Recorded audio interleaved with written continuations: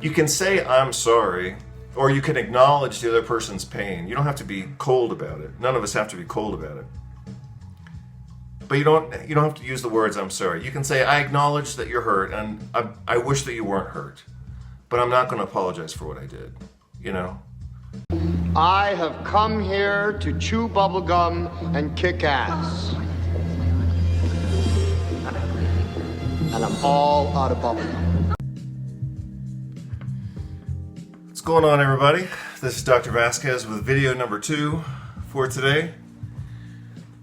And this is something I've been thinking about for maybe 2 weeks or so. But it just came up for me personally, actually, in the last couple of days, and even again today was the finalization of this. So, some of you know I've started a series of videos recently about by the time you're 50, you should X. And the first one was, by the time you're 50, you should know at least one good poem memorized. The second one that I just did recently was, by the time you're 50, you should know how to pick a good wine and or a good whiskey.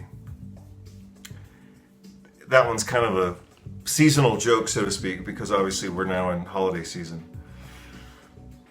But the third one that I thought of in that series, and this will be the third one, is certainly by the time you're 50, you have to be able to walk away from things.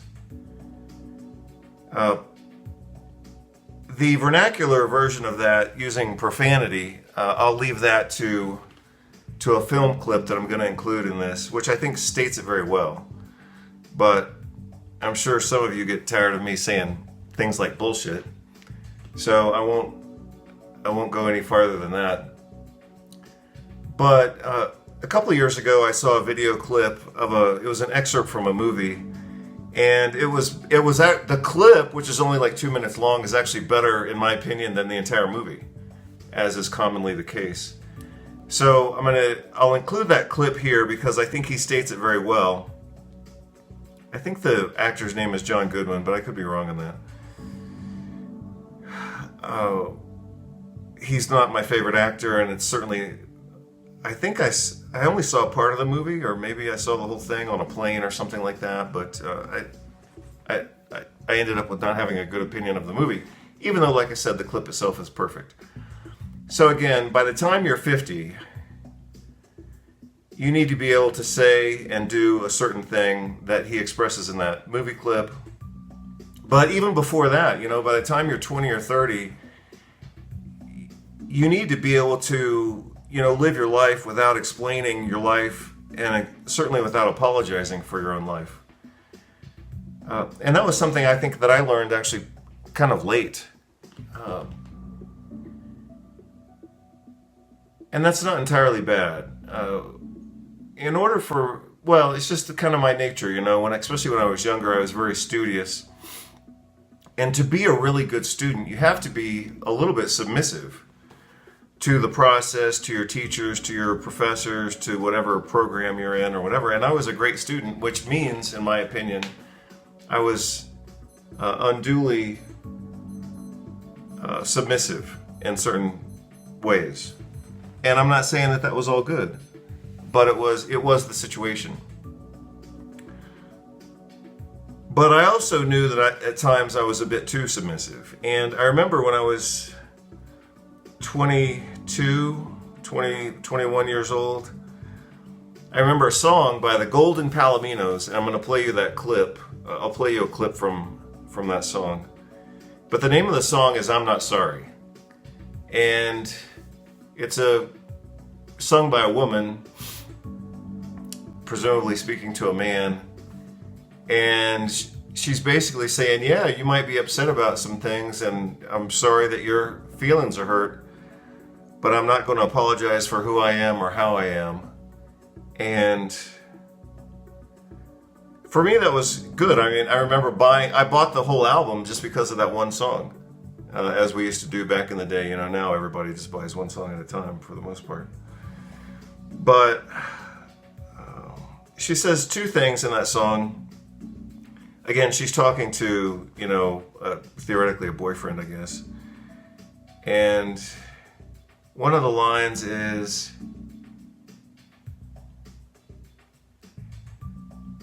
follow all the little rules, even-tempered and cool. Keep it under my hat, but I can't do that. I'm not sorry. No, I'm not sorry. Follow all the little rules, even tempered and cool. Keep it under my hat, but I can't do that. And then at the end, she says, this is kind of her breakup statement. She says, if it's over, then I'll miss you, but I'm not sorry. And I just thought it was a great line, when I was 21 or 22 years old. She's basically saying, we're going to break up, and that's going to hurt, but I'm not going to apologize for who I am. It's hard enough to call your bluff, and if it's over, I will miss you. But I'm not sorry. No, I'm not sorry. So, like I said just a moment ago, I recently, like today, apparently broke up with a company that I had a account with for 25 years. I was among, several hundred, I'm sure, but I was among one of their first clients, back when they opened 25 years ago, when they were kind of a unique business. Now they're not a unique business, but I still used the account because it was convenient. But again, at the time, they were one of the only companies that performed the service that they perform. But now it's 50 or 100 of the same. So anyway, they contacted me last week because I placed an order for like $150 worth of product. And they contacted me and they said, we need to validate your account. And I wrote them back and I said, I think I didn't say much, but I said something like, I've had this account for 25 years.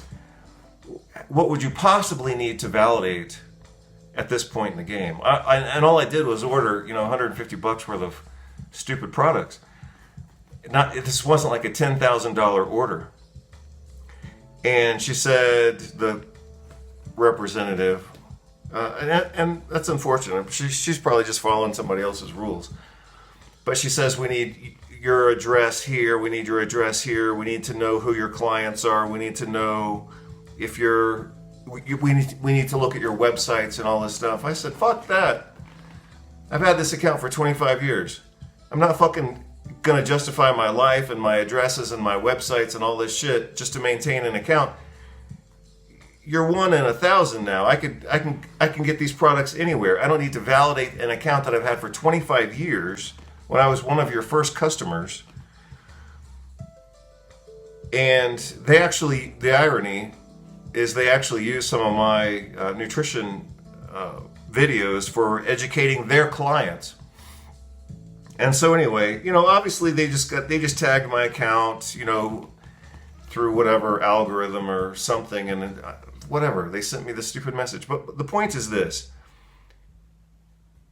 I'm over 50, and I don't have to justify my life to anybody, and I don't even have to provide them whatever the fuck data they want.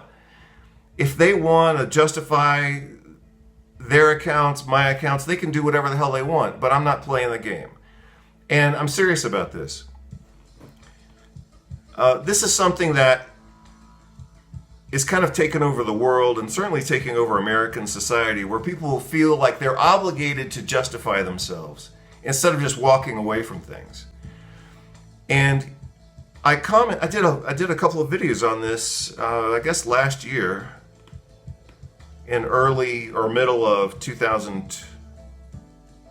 This would have been early or middle 2023, because I noticed some TED videos, so-called educational videos, that were all about, you getting in contact with your vulnerability, and how, we're all just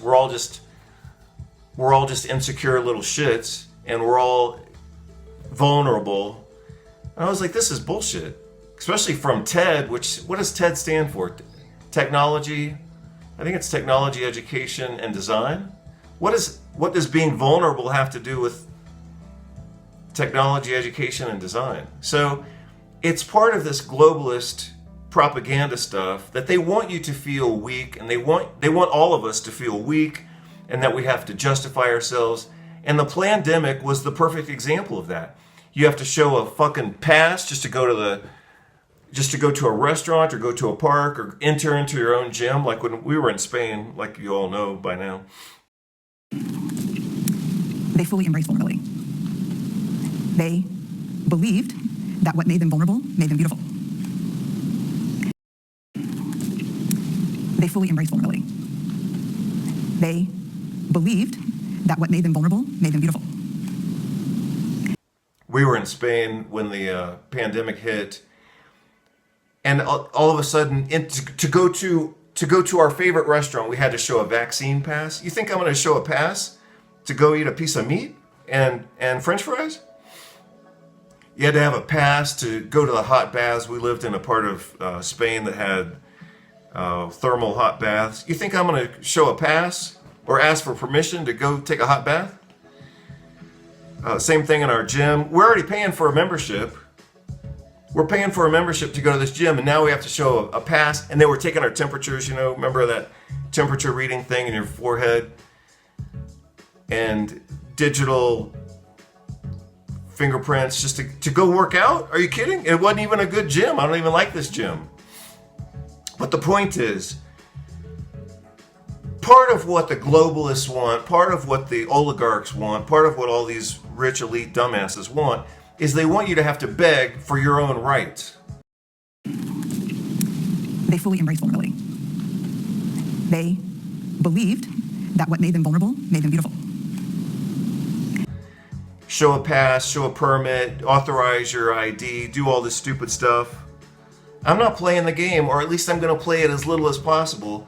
And if anybody thinks I'm going to justify a merchant account that I've had for 25 years by showing them all these addresses and all these and websites and personal data, you got to be kidding. So, like I said, by the time you're 50, I've already said the F word. So by the time you're 50, you need to be able to tell people to fuck off. And that goes back to that clip, which I for a while I watched it obsessively. Just, a 2-minute clip of this movie.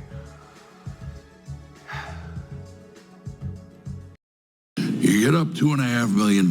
Any asshole in the world knows what to do. You get a house with a 25-year roof, an indestructible Jap economy shitbox. You put the rest into the system at 3 to 5% to pay your taxes, and that's your base. Get me? That's your fortress of fucking solitude. That puts you for the rest of your life at a level of fuck you. Somebody wants you to do something? Fuck you. Boss pisses you off? Fuck you. Own your house. Have a couple bucks in the bank. Don't drink. That's all I have to say to anybody at any social level. Did your grandfather take risks? Yes. I guarantee he did it from a position of fuck you. A wise man's life is based around fuck you. The United States of America is based on fuck you. You're a king? You have an army? Greatest navy in the history of the world? Fuck you, blow me. We'll fuck it up ourselves, which we have done. Beautiful fuck you position, lost forever. King George III looks like a fucking birthday present. This is the grandson of the 17th richest man in California. Does he drink? What he wants is money, because he doesn't know when to say, that's it, I'm $2 million ahead, fuck it, fuck you. I have a car and a house and a family, and it's all paid for, fuck you. I mean, even I did that. Wants to stop by Peter Blossom. I'll have a beer just like anybody else, thank you. What kind? Any kind. I got 37 beers. Don't fucking put it on me. But he did put it on you, miss. You still owe Large 2 places you shouldn't. Why do you want door number 3? How else do I get out? Time payment. Sell your sperm, sell your ass. How the fuck should I know? I am of the universe, and you know what it's worth. It's worth plenty. If I give you this money and you don't pay me back, there are no rules. You never get to say fuck you to anybody ever. You will get me not just what you owe me from your family, you will get me their accounts so I can have them vacuum from Russia. You jump off a bridge, you can do it knowing I will kill your entire bloodline. Do you understand the gravity of your situation? I understand. You get up, you get out. 260 is requested. What's this? This much money, what's a car? What do you want to be able to say to me? Fuck you.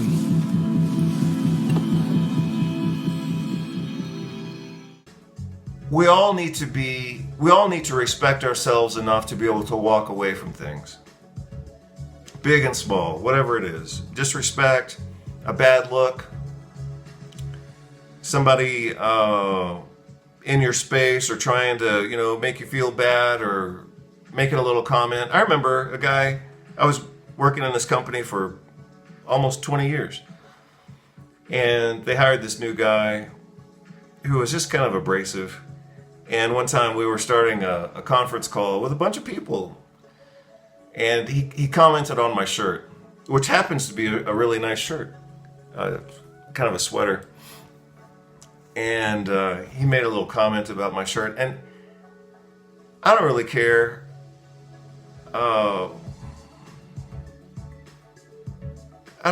It didn't bother. The comment didn't bother me because I knew the shirt was awesome.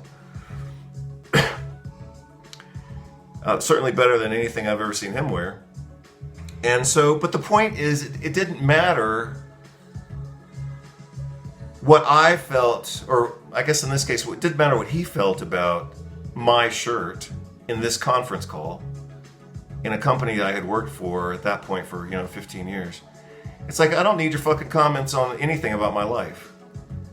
Whether it's a shirt or whatever. You're not my boss. I don't need to hear your shit. And so he didn't know it. But I resigned. I pretty much resigned on that day.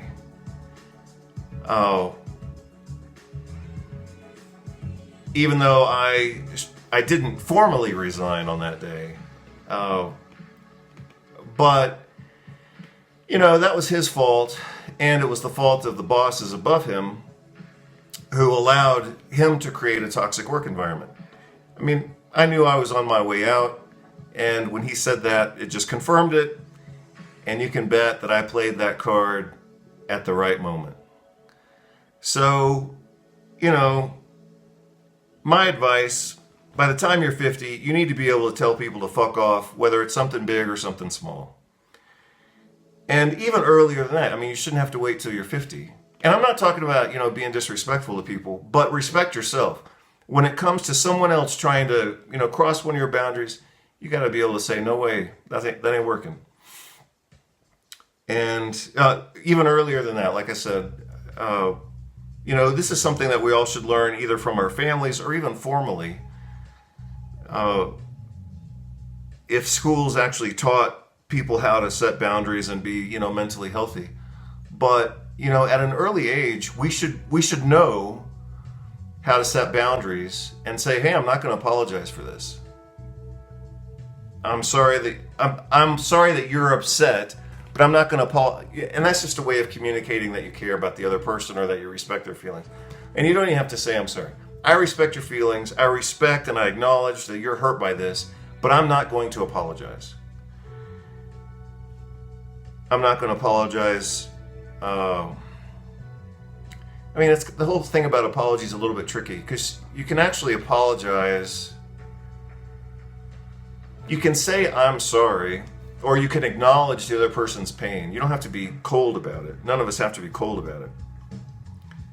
But you don't have to use the words, I'm sorry. You can say, I acknowledge that you're hurt, and I wish that you weren't hurt. But I'm not going to apologize for what I did, So anyway, just think about that. Like I said, I did a video earlier. I wanted to do a second video today. I don't know if this was going to be the topic or not. Maybe it was, because I've been thinking about this for a while. But when this company that I've had an account with for 25 years said, well, if you don't provide us the required information, we can't fulfill your most recent order. I was like, screw you. This is an order for $150. I can do this anywhere. I've had this account for 25 years. Nothing has changed and nothing's going to change, but I'm not going to explain whatever the hell you need to, whatever the hell you think you need to know in order to validate my account. My account apparently has been valid for 25 years because I've been a customer here. So I don't play those games, and I encourage you to not play those games either. So that's it. I'll finish this off right now. Have a good evening, and I'll put those clips in the video, in this video, and you'll get to see it. So talk to you later. Bye. It's hard enough to call you enough. And if it's over, I will miss you. But I'm not sorry, no, I'm not sorry. I'm an old soul, got a funky sound. Gonna sing a song, turn the world around. I whoop that ass, you know I got the moves. Spank that ass, I'm gonna make you move. I ain't no player, I'm just here to shake